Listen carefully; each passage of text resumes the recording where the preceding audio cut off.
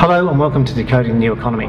Today I'm joined by Daniel Friedman, the CEO of NinjaBlocks. NinjaBlocks is a very interesting company doing some very interesting things around the Internet of Things. And so welcome aboard. Thank you for joining us, Daniel. Thank you very much, Bob. So first of all, let's kick off with exactly who are NinjaBlocks.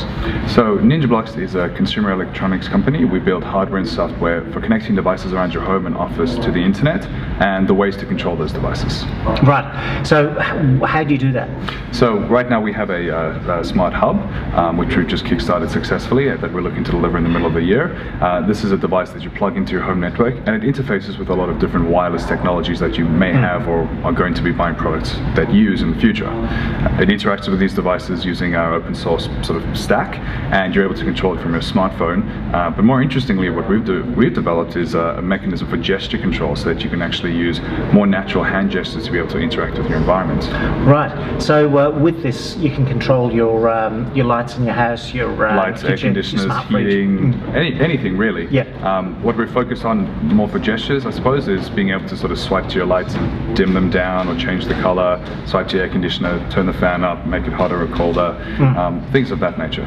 Right. So with this, so I plug that in, I can set up rules for what to do if I'm coming home at night or that sort of thing. Exactly right. And what we're also building now for our new product is a more fuzzy sort of control and fuzzier rules using sort of statistics and artificial intelligence around sort of the way you interact with your environment and providing suggestions or alerting you of anomalies that might be happening. Right. So how would that work? So for example, you leave your home in the morning and you've left your lights on, and we know, well, when there's nobody in the house, the lights are always off. So this looks a bit anomalous to us, so we actually fire an alert to your phone saying, hey, it looks like you've left the lights on, turn off or ignore.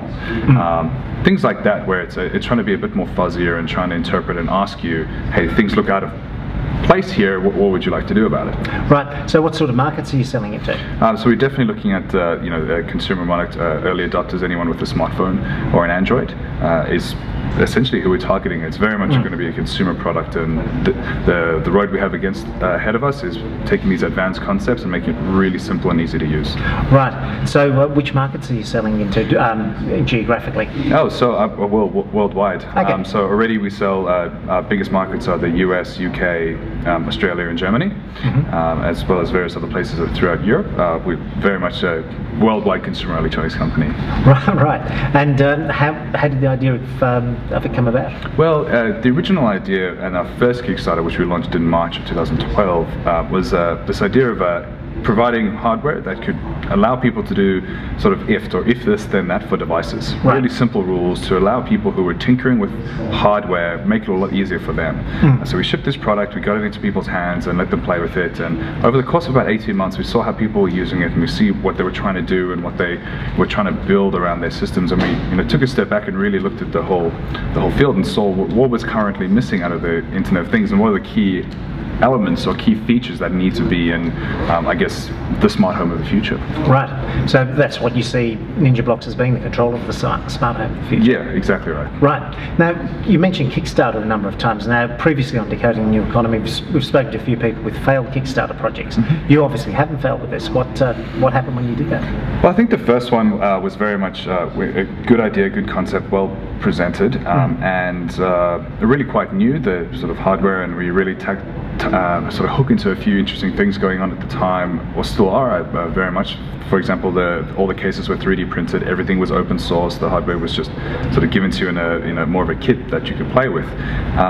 We learned sort of how to communicate and how to, but more importantly from that first Kickstarter, we learned how to deliver. And I guess we figured out a lot of the unknowns when you're actually making a consumer product where you have to ship worldwide. Yep. So for this Kickstarter, the core thing was that we had an idea, we had to present it well, we had to show people sort of a vision of the future, or at least our vision of the future, and hope they bought it, which is the risk you'd run in a Kickstarter. Yep. And then at the same time, just making sure you're really clear and consistent with your communication of what you're trying to build, how you're going to deliver it, what it's about, because people ultimately, at least on Kickstarter now with hardware, sort of have quite a level of cynicism and mistrust. Sure. And because there has been so many late ones and quite a few ones that haven't even shipped. And so, I mean, we had the ability where we've shipped this, we're shipping again, we kind of know what we're doing. We had people who already have Ninja Blocks come in and sort of say, these guys can do it, I have one, it works well. So that was, I think, a very key for the success of our most recent Kickstarter. Right. So how do you find, as a hardware startup, that always strikes me as it's exponentially harder than a software startup. How have you found it? It is very difficult. There's a lot of things you would never have thought about when you're sort of shipping a product worldwide. Things like certification and recycling programs in Europe and translating your user manual into this language, and a lot of these things you would never really think of. I mean, the key for us is that we found partners who specialize in these different areas, the places where we had no experience but had to do. Find these partners, find out, talk to them, understand what the problem was and how they could help us, and do that enough times, and we really got sort of an ecosystem built of people who assist us with delivering this product. Yeah. So did you find the Kickstarter helped build that ecosystem around and get the attraction of the industry? I definitely think the success of this most recent one has very much helped us in terms of people coming up to say, well, can we help you with this? We can help you with this, which has been absolutely phenomenal. I think definitely Kickstarter is a great place to launch a product, and a great place to launch and to build a lot of excitement around a product. I don't think it's the place to launch a company. Right. I think that there's two different things there.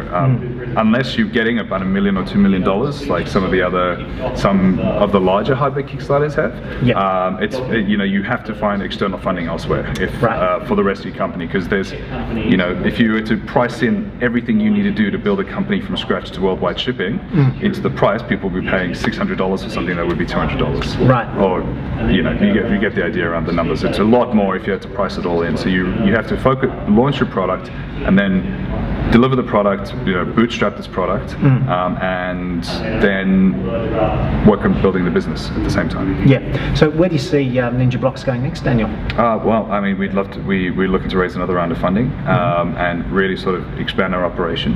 Our goal for the company this year is to have worldwide shipping for the Christmas buying season this year. So it's very ambitious, but we're gunning towards it. Yeah. Sounds great, and best of luck with it. Thank you very much, Paul. And thank you for joining Decoding the New Economy.